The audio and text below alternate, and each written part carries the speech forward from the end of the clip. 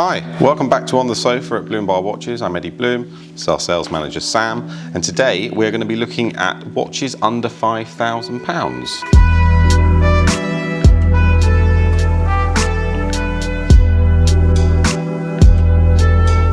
This is quite an appropriate thing to do at the moment. Demands are definitely changing with economic climate. We're definitely seeing more demand for slightly cheaper watches than ever before. Yeah. We as a company, we've also got to move with the times. We've kind of gone back to basics a little bit recently. Absolutely. Dealing in more bread and butter stock than ever before. As a company, as with all watch dealers, we can't rely on sales of £100,000 to £300,000 Patek Philippe's. It's not reality. If you pull one of those off occasionally, it's a nice bonus, but it's always important to remember what your bread and butter is, and our bread and butter is £5,000 to £25,000 watches. These are often a starting point for a lot of people on their watch collecting career. Yeah, it's a good place to start. I think a lot of people tend to dive into the crazy world of watches under £5,000, and then they work their way up into the bigger stuff, obviously, because then you get the bug, as they say. Talking of the bug, let's see what we've got. Definitely my favourite of the lot. I love Reversos. 2006 Jaeger Reverso Classique, bronze high size, so it's a slightly bigger size case. As you can see, this is the party piece of Reversos.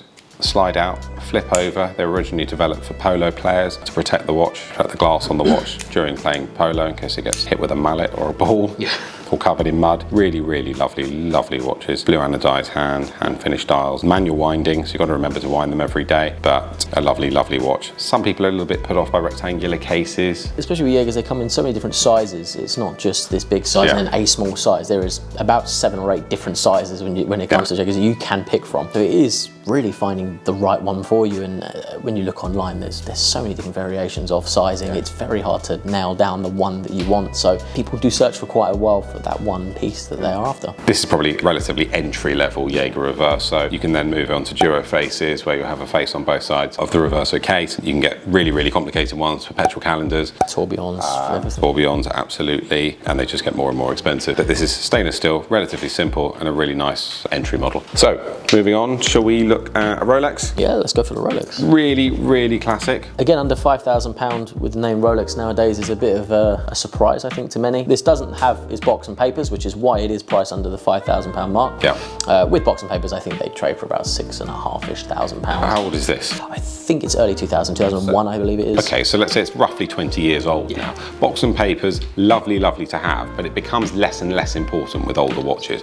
It becomes more about who you buy the watch from. Yeah. Has it been bought from a reputable source? Dealer has been going a long time. If it hasn't got box and papers, do they know the previous owner of the watch? Has it ever been serviced? You know, has it got any Rolex paraphernalia with it? Stolen. Or stolen, absolutely. These are all things that become really important. Reference number of this Air King 14000M. That's the one. M standing for transitional movement, so they were obviously about to use this movement in something else. Really nice watch. This is a 34mm, isn't it? Yeah, so this could be worn by a man or a woman. Precisely. It's a really nice size. Investment wise, although we try not to give too much investment advice, these have only gone up in value over the last 10 years because they're really right at the bottom end of Rolex pricing. They should really only continue to go one way. They should, and another good way of looking at the whole box papers thing is it really does depend on what you're looking to do with the watch. If it's something that you're going to keep for years and years, passed down to children, cousins, anything like that, box papers doesn't really make a difference. No. You know, if you're going to turn and say, I want to sell it within a year and buy something else, maybe it's worth looking into. It'll be a lot easier to sell with box of papers, but if you're looking for something under £5,000, get a keep for a while, possibly pass down, it's perfect. Absolutely, and actually, it could suit your budget better. So if you're on a bit of a budget, you might really get what you want and you really don't care about the papers. Make sure you know what you're buying and who you're buying it from. We move around to Amiga. Let's go to the Amiga, Another real favourite of mine. I've bought and sold a number of these over the years. This is an early 90s Speedmaster Moonwatch, 40mm case, plexiglass. Manual winding movement, super simple. I mean, just absolutely classic watch. You can't be an Amiga Speedmaster, I don't think. Personal favourite of mine, my first watch I ever saw my dad wear, still got his Amiga Speedmaster from 2004, I think it might be. When I first started getting into watches, that was the only watch I ever saw that was of a high-end class, I think. Yeah. Always a personal favourite of mine, Speedmasters, and very similar to the Submariner, haven't changed style. No, not at all. I mean, I actually don't know whether this has got its original bracelet or not. We've obviously put it on a grey suede strap. I always put these on suede straps because I just think they look amazing like that. It's a very versatile watch, so you can put all kinds of different straps straps on. It just kind of works with everything. Sometimes the earlier bracelets can be quite flimsy and have a lot of stretch in them. When they get to, especially when you go through the 70s to 90s, they're very, very flimsy. And a lot of people do take off the bracelet, keep it to one side and put it on a leather or a NATO strap. That's a very popular thing to do with these. I know we've got a number of Speedmaster straps in the bracelets in the safe we've kept over the years because they probably just weren't good enough to go with the watches. We've got loads of them. Really, really nice watch, pricing wise. $4,995. Yeah, so a lot of watch for the money. A lot. Really, really iconic. It will stand you very well and actually require very, very little maintenance. On a manual wound movement, it is. Yeah, nice thing about plexiglass, you can polish it. You can, yeah. If you get a scratch in the plexiglass, we can arrange it, or there's lots of people who can polish it. It'll cost you anywhere from 20 to 40 quid, and you've got a brand new looking watch. Really, really nice option.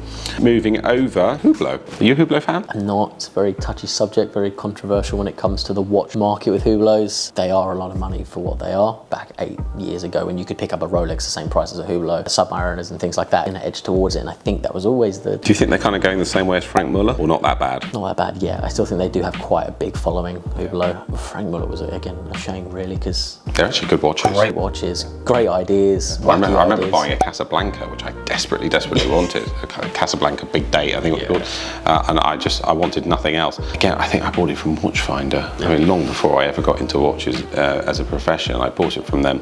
I think I called them the next day to see what they'd buy it back from me for out of interest. And I fell out of love with that watch instantly once I got the figure from them. Yeah. They were brutally honest, and it taught me a lot about Frank Muller. Great watches. But anyway, back to Hublot. This is a classic fusion. Case size on this, 42 mil. Really, really nice size. Really flat. Simple watch. Basic automatic and date movement. I actually like this. I'm not the biggest Hublot fan, but I think bought well at the right money, you do get a lot of watch for your money. You just generally don't want to buy them brand new. No, and that's where the pre-owned market of Hublots, I think, is where it's at. I think when people, you can end up saving 2-3 grand from the one that's a year difference. I think these are 2019, it's a couple of years. I think there is about 2,500 off the retail price. And if you move looks exactly the same. If you move to some of the more complicated big bangs, I mean, they could lose 40-50% quite quickly, so you definitely want to buy those pre-owned. But if you want real value for money, and actually a brand that's got quite a lot of history behind it now, that's come a long way, then really not a bad buy. We're quite honest dealers. We don't tell people we love things just to try and sell them. We're quite honest if we don't like something or if we don't think it will suit someone. We're not hiding what we like and what we don't like. Everyone is different. Everyone has their own personal taste of what watches they love, what watches they hate. Some people do hate Rolexes. Some people hate Rolexes, absolutely. Some people can't stand big Breitling. Now, it's funny, I used to love Breitlings as a kid. The only watch I ever wanted, sort of when I was sort of 13 to 15, my dad always wore one, and I just always wanted one. Although I don't wear them very often these days, I still love the design of them, especially yellow dials. They experiment with this PVD coating system as well. Which is quite durable, the PVD. It is. Because there are some brands that use it and it kind of scratches and almost slides off very, very quickly. But it does seem to last with the Breitling one. I think they have to. Breitlings are always known as being a bit of a beta watch. You can wear it, they can withstand heavy hits and knocks, and people wear them as their everyday watch. When you go into something as delicate as PVD coating, it has to be just as durable as the watch itself. I mean, it's quite hard to touch up PVD, I think. It is. You've got to redo the whole watch. The whole lot. Yeah, really cool. What is this? Chronomat 44. Nice watch, 44 mil, so you want to have a slightly bigger wrist to pull this off. But it's versatile, rubber strap, it's got a nice deployment clasp on it, exhibition case back. You get quite a lot of watch for your money. That's £3,500. I mean, what else are you going to buy for? Okay, you're probably in Tudor territory. Yeah. Quite similar type of buyer, buying Tudors, Breitlings at this kind of level. I mean, they wear very big. I mean, I have a Harrods myself. It's a lovely watch and I love it. But it sits quite high, the Harrods. It's a very high watch, so very similar. Again, Breitling and Tudor buyers, they are hand in hand almost in terms of the style of watch. Black Bays are another one. We haven't got one here, but we sold obviously thousands of them. I mean, one month I remember selling 10 Tudor Harrods. We just couldn't get enough of them. And then suddenly it just went totally out of flavour. But we used to sell them all to the Far East. They shot themselves in the foot with it, I think.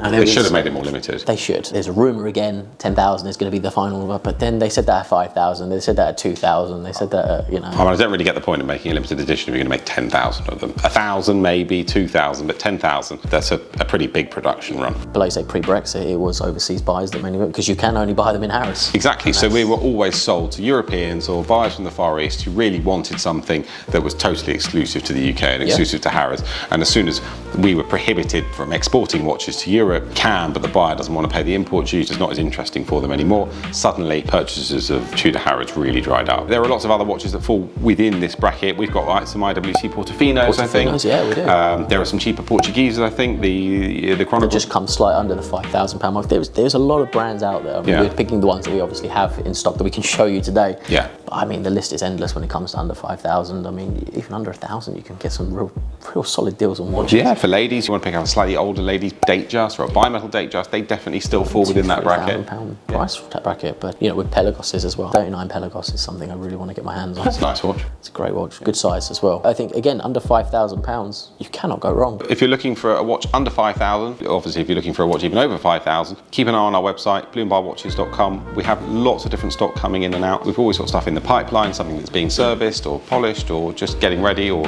the seller's thinking about selling it. But give us a call. If we haven't got it, we can usually keep an eye out for something you're looking for. And other than that, please like, subscribe, comment on our videos. Make sure you press the notification bell. Thank you very much for watching. Thank you.